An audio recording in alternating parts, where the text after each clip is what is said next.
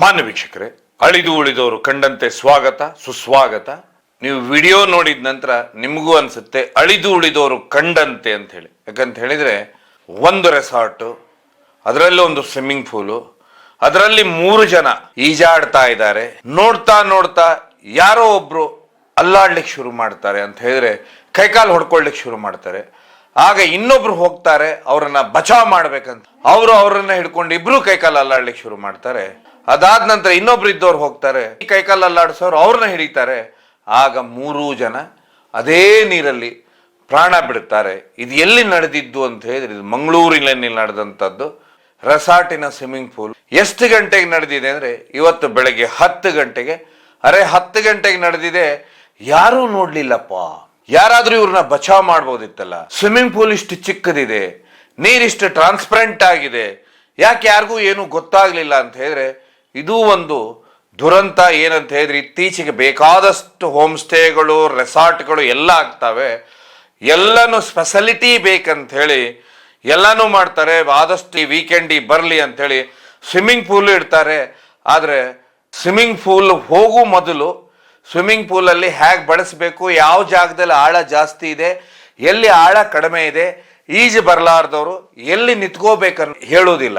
ಯಾಕೆಂದ್ರೆ ಅವ್ರಿಗೆ ಅಡ್ವರ್ಟೈಸ್ಮೆಂಟ್ ಮಾಡೋದಿರ್ಬೋದು, ಅಥವಾ ಮಾರ್ಕೆಟಿಂಗ್ ಮಾಡೋದಿರ್ಬೋದು, ಅಥವಾ ಬೇಗನೆ ರೂಮ್ ಬುಕ್ಕಿಂಗ್ ಆಗುವುದಿರ್ಬೋದು, ಅದ್ರ ಹಿಂದೆ ಬಿದ್ದಿರ್ತಾರೆ. ಬಿಟ್ರೆ ಈ ಚಿಕ್ಕ ವಿಷಯಗಳನ್ನ ಇಲ್ಲಿ ಗಮನಕ್ಕೆ ತಗೊಳ್ಳೋದು ಅನ್ನೋಕೆ ಇವತ್ತು ಎಕ್ಸಾಂಪಲ್. ಯಾಕಂದ್ರೆ ಬೆಳಗ್ಗೆ 10 ಗಂಟೆಗೆ ಆಗುತ್ತೆ. 10 ಗಂಟೆ ಅಂದ್ರೆ ಯಾರು ಇರುವುದಿಲ್ಲ. ಒಂದು ರೆಸಾರ್ಟು, ಒಂದು ಹೋಟ್ಲ್ ಅಂದ್ರೆ ಎಷ್ಟು ಜನ ತಿರ್ಗಾಡ್ತಾ ಇರೋದಿಲ್ಲ. ಆದ್ರೆ ಆ ಸ್ವಿಮ್ಮಿಂಗ್ ಪೂಲ್ ಅಕ್ಕಪಕ್ಕ ಯಾರೂ ಇರುವುದಿಲ್ಲ. ಒಬ್ಬರು ಲೈಫ್ ಗಾರ್ಡ್ ಆದ್ರೂ ಇರುವುದಿಲ್ಲ.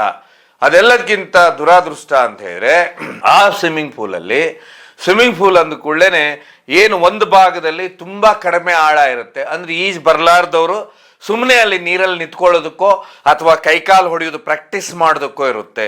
ಹಾಗೆ ಮುಂದೆ ಹೋಗ್ತಾ ಒಂದು ಮೂಲೆಯಲ್ಲಿ ತುಂಬಾ ಡೀಪ್ ಜಾಸ್ತಿ ಇರುತ್ತೆ. ಯಾರಾದ್ರೂ ಅಂತ ಹೇಳಿದ್ರೆ ಮೇಲ್ ನಿಂತ್ರ ಇಳಿತಾರೋ ಅಥವಾ ಜಂಪ್ ಹೊಡಿತಾರೋ, ಈ ರೀತಿ ಇಂಥವ್ರಿಗೆ ಏನ್ ಮಾಡ್ತಾರೆ ಅಂದ್ರೆ ಸ್ವಲ್ಪ ಆಳ ಜಾಸ್ತಿ ಇಟ್ಟಿರ್ತಾರೆ. ಅಲ್ಲಿ ಎಲ್ಲಾ ಕಡೆ ಸ್ವಿಮ್ಮಿಂಗ್ ಪೂಲ್ ಅಲ್ಲಿ ಏನಂತ ಹೇಳಿದ್ರೆ ಮೀಟರ್ ಅಂದ್ರೆ ಅಳತೆ ಎಷ್ಟಿದೆ ಅಂತ ಬರ್ದಿರ್ತಾರೆ. ಆದ್ರೆ ಈ ಸ್ವಿಮ್ಮಿಂಗ್ ಪೂಲ್ ಅಲ್ಲಿ ಆ ರೀತಿ ಕಾಣಿಸೋದು 3 ಜನ ಸ್ಟೂಡೆಂಟ್ಸು, ಅದರಲ್ಲೂ ಇಂಜಿನಿಯರಿಂಗ್ ಫೈನಲ್ ಇಯರ್ ಸ್ಟೂಡೆಂಟು. ಇವರು ಅಂತ ಹೇಳಿದ್ರೆ ಒಂದು ವೀಕೆಂಡ್ ಅಂತ ಹೇಳಿ ಏನು ಮೈಸೂರಿನಿಂದ ಮಂಗಳೂರಿಗೆ ಹೋಗ್ತಾರೆ. ಮಂಗಳೂರಿಗೆ ಹೋದ ನಂತರ ಅಂತ ಹೇಳಿದ್ರೆ ಇವರು ಸ್ಟೇ ಮಾಡಿರ್ತಾರೆ ಆ ರೆಸಾರ್ಟ್ ಅಲ್ಲಿ. ಸ್ಟೇ ಮಾಡಿದವರು ಇವತ್ತು ಅಂತ ಹೇಳಿದ್ರೆ ಬೆಳಗ್ಗೆ ಸ್ವಿಮ್ಮಿಂಗ್ ಪೂಲಿಗೆ ಇಳಿತಾರೆ. 3 ಜನ ಇಳಿದಾದ ನಂತರ ಪಾಡಿಗೆ ತಾವು ಆ ವಿಡಿಯೋ ನೋಡಿದಾಗ ನಿಮ್ಗೆ ಗೊತ್ತಾಗುತ್ತೆ ಅಲ್ಲಿ ಈಜಾಡ್ತಾ ಇದ್ದಾರೆ. ಈಜಾಡ್ತಾ ಇರುವತ್ತಿಗೆ ಹೀಗಾಗಿ ಅವ್ರೇನ್ ಮಾಡ್ತಾರೆ ಅಂದ್ರೆ ಈಜಾಡೋ ಇದ್ರಲ್ಲಿ ಅಂದ್ರೆ ನೀರು ಅಂದ್ಕೊಳ್ಳಿ, ನಿಮ್ಗೆಲ್ಲ ಗೊತ್ತು, ನೀರು ಜಾಸ್ತಿ ಆಳ ಇದೆ, ಅಲ್ಲಿಗೆ ಹೋಗ್ತಾರೆ. ಅಲ್ಲಿ ಹೋದ್ಕೊಳ್ಳೆ ಏನಾಗುತ್ತೆ, ಅದನ್ನ ಗಮನಿಸಿದಂತ ಕಿರ್ಚಾಟ, ಯಾಕಂತ ಹೇಳಿದ್ರೆ ಆ ಕಿರ್ಚಾಟನ ಗಮನಿಸಿದಂತ ಇನ್ನೊಬ್ರು ಏನ್ ಮಾಡ್ತಾರೆ, ಅವರನ್ನ ಬಚಾವ್ ಮಾಡ್ಲಿಕ್ಕೆ ನೀವು ಬಚಾವ್ ಮಾಡ್ಲಿಕ್ಕೆ ಹೋದಾಗ ಏನ್ ಮಾಡ್ಬಿಡ್ತಾರೆ, ಅವ್ರು ಮೊದಲು ಒಂದು ಎಚ್ಚರ ವಹಿಸ್ಬೇಕಾಗಿತ್ತು. ಬಚಾವ್ ಮಾಡೋಕ್ಕಿಂತ ಮೊದಲು ತಾವು, ಯಾಕಂತ ಹೇಳಿದ್ರೆ ಯಾರು ಈಜಲ್ಲಿ ನೀರಲ್ಲಿ ಸಿಕ್ಕಾಕೊಂಡಿರ್ತಾರೆ ಅವ್ರು ಆಗ್ಲೇನೆ ಹೆದರಿ ಬಿಟ್ಟಿರ್ತಾರಂತೆ. ಇದನ್ನ ಈಜು ತಜ್ಞರು ಹೇಳ್ತಾರೆ. ಹೆದರಿದ ಕೂಡ್ಲೇನೆ ಏನಾಗುತ್ತೆ, ಕೈಕಾಲು ಹೊಡಿಲಿಕ್ಕೆ ಶುರು ಮಾಡ್ತಾರೆ. ಹಾಗೆ ಯಾರಾದ್ರೂ ಬಚಾವ್ ಮಾಡ್ಲಿಕ್ಕೆ ಹೋಗ್ಬಿಟ್ರೆ ಅವ್ರು ಏನ್ ಮಾಡ್ಬಿಡ್ತಾರಂತೆ, ಸಡನ್ ಆಗಿ ಅವ್ರನ್ನ ತಪ್ಕೊಳ್ತಾರಂತೆ. ಒಂದ್ ವೇಳೆ ಯಾರು ಬಚಾವ್ ಮಾಡ್ಲಿಕ್ಕೆ ಹೋದ್ರು ನೋಡಿ, ಕೈಕಾಲು ಒಂದ್ ವೇಳೆ ಈ ಬಡಿತಾ ನೋಡಿ, ಅವ್ರೇನಾದ್ರೂ ಹೋಗಿ ಹತ್ರಕ್ಕೆ ಹೋಗಿ ಅಂತ ಹೇಳಿದ್ರೆ ಅವ್ರ ಕೂದಲು ಅಥವಾ ಇನ್ನೊಂದು ದೂರದಿಂದ ಹಿಡಿದಿದ್ರೆ ಇವ್ರನ್ನ ತಪ್ಕೊಳ್ಳೋ ಸಮಯ ಇರ್ಲಿಲ್ಲ. ಕಿರ್ಚಾಡ್ತಾ ಇರ್ತಾರೆ. ಅವಾಗ ಇನ್ನೊಬ್ರು ಯಾರು ಈಜು ಅಲ್ಲಿ ಇರ್ತಾರೆ ಅಂದ್ರೆ ಅವ್ರ ಸ್ನೇಹಿತರೆ, ಅವ್ರೇನ್ ಮಾಡ್ತಾರೆ ಅಂತ ಹೇಳಿದ್ರೆ ಅವರನ್ನು ಬಚಾವ್ ಮಾಡ್ಲಿಕ್ಕೆ ಹೋದಾಗ ಇಬ್ರು ಸೇರಿ, ಸೊ ಇದೇನಂತ ಹೇಳಿದ್ರೆ ಒಟ್ಟಾರೆ 3 ಜನ ಅದೇ ನೀರಲ್ಲಿ ಬೀಳ್ತಾರೆ. ಬಿದ್ದು ಪ್ರಾಣ ಬಿಟ್ಟಿರ್ತಾರೆ. ಆದ್ರೆ ಇಲ್ಲಿ ಯಾರಿಗೂ ಗೊತ್ತಿಲ್ಲ. ಇದಿಷ್ಟು CCTVಗೆ ರೆಕಾರ್ಡಿಂಗ್ ಆಗಿದೆ. ಯಾಕಂದ್ರೆ CCTVಗಂತೂ ಜೀವ ಇಲ್ಲ ಅಂತ ಹೇಳಿದ್ರೆ ಒಂದು ಸ್ವಿಮ್ಮಿಂಗ್ ಪೂಲ್ ಇರುತ್ತೆ ಅಂದ್ರೆ ಎಷ್ಟು ನಿರ್ಲಕ್ಷ್ಯ, ಎಷ್ಟು ಬೇಜವಾಬ್ದಾರಿ. ಒಬ್ಬ ವ್ಯಕ್ತಿನ ಕೂರಿಸಿಲ್ಲ. ಇದೆಲ್ಲದಕ್ಕಿಂತ ಹೆಚ್ಚಾಗಿ ಒಂದು ರೆಸಾರ್ಟು ಅಥವಾ ಒಂದು ಹೋಮ್ ಸ್ಟೇ ಬುಕ್ಕಿಂಗ್ ಮಾಡ್ತಾರಲ್ಲ, ಸ್ವಿಮ್ಮಿಂಗ್ ಪೂಲ್ ಇದ್ದಾಗ ಒಂದು ಕ್ಲಿಯರ್ ಆಗಿ ಹೇಳ್ಬೋದಲ್ಲ ಇವ್ರಿಗೆ, ಈ ರೀತಿ ಬಂದಾಗ ಹೀಗಿರ್ಬೇಕು, ಈ ರೀತಿ ನಿಮ್ಗೆ ಈಜು ಬರಲಿಲ್ಲ ಅಂದ್ರೆ ದಯವಿಟ್ಟು ನೀವು ಅಲ್ಲಿ ಈಜಲಿಕ್ಕೆ ಹೋಗಬೇಡಿ, ದಯವಿಟ್ಟು ದೂರ ಇರಿ. ಒಂದು ವೇಳೆ ಈ ರೀತಿಯ ಸಮಸ್ಯೆಗಳಾಯ್ತಂದ್ರೆ ದಯವಿಟ್ಟು ನೀವು ಯಾರು ಬಚಾವ್ ಮಾಡ್ತೀರಾ ಅವರು ದೂರದಿಂದ ಅವ್ರು ಹಿಡ್ಕೊಂಡು ಬನ್ನಿ. ಇಲ್ಲ ಅಂದ್ರೆ ಯಾಕೆಂದ್ರೆ ನೀರಲ್ಲಿ ಬಿದ್ದವನು ಧೈರ್ಯ ಕಳ್ಕೊಂಡಿದ್ರಿಂದ ಕೈಕಾಲು ಹೊಡಿತಿರ್ತಾನೆ.